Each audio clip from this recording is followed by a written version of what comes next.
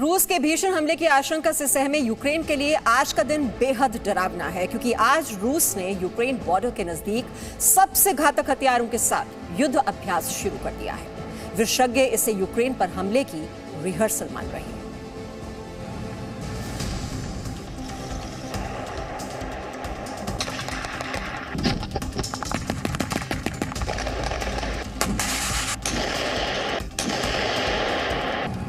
Ukraine border के नजदीक Belarus की एक अज्ञात जगह है। दुनिया की सुपर पावर रूस के सबसे घातक हथियार इस इलाके में मौजूद है।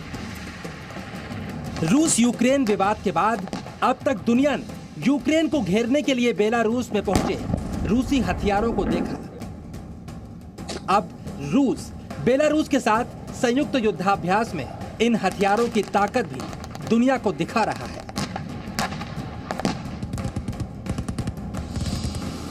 इस युद्धाभ्यास में रूस के सबसे घातक एयर डिफेंस सिस्टम S-400 भी शामिल है। दुश्मनों को पल में तबाह करने की ताकत रखने वाले मिसाइल लॉन्चर भी मौजूद हैं। बेलारूस में रूस के खतरनाक कवर्ड मिलिट्री टैंक भी आगे बढ़ते दिखाई दे रहे हैं। रूस की तोपें यहां पर गरज रही हैं। टैंक्स आग उगल रहे हैं। रूस के 30,000 से ज्यादा सैनिक वॉर जोन में गन फायर कर रहे हैं। S-400 किसी भी हमले का जवाब देने को तैयार है और कंट्रोल रूम में दुनिया के सबसे घातक हथियारों का नियंत्रण भी परखा जा रहा है। रूस की वायुसेना के सबसे घातक सुखोई 35 विमान भी आसमान से आसमान और जमीन पर मौजूद लक्ष्यों को तबाह करने का अभ्यास कर रहे हैं और इस युद्धाभ्यास की धमक और गरज यूक्रेन तक भी सुनाई पड़ रही है।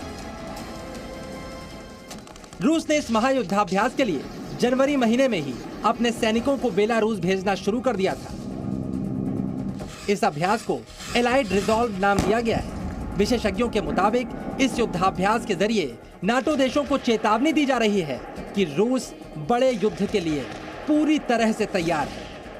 ये मेरे ख्याल से एक तरह की नूरा कुश्ती है, या कह दीजिएगा कि इस तरह की पोस्चरिंग है, बंदर घुड़की है, कि ये दिखाने के लिए अपने अपने लोगों को कि देखिए हम कम नहीं हैं। और वैसे भी भले ही अमेरिका ने पोलैंड में सेनाएं भेज दी हैं, भले ही ब्रिटेन से 1,000 और सैनिक जर्मनी में भेजने को कह रहा है, लेकिन देखिए स्पष्ट बात यह है कि जहाँ तक अमेरिका की बात है, अमेरिका कभी नहीं चाहेगा कि उसके सैनिक विदेशी जमीन पर लड़ें।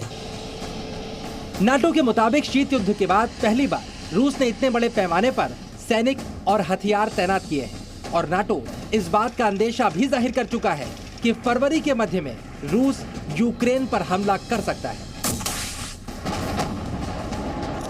यूक्रेन बॉर्डर पर रूस के 1 लाख से ज्यादा सैनिक मौजूद हैं और अब काला सागर में रूस के खतरनाक युद्धपोत भी पहुंच चुके हैं। ऐसे में विशेषज्ञों का मानना है कि चारों तरफ से घिर चुके यूक्रेन पर हमले का ये आखिरी अभ्यास भी साबित हो सकता है। Presenting B News app, available on Google Play and App Store. Download it now.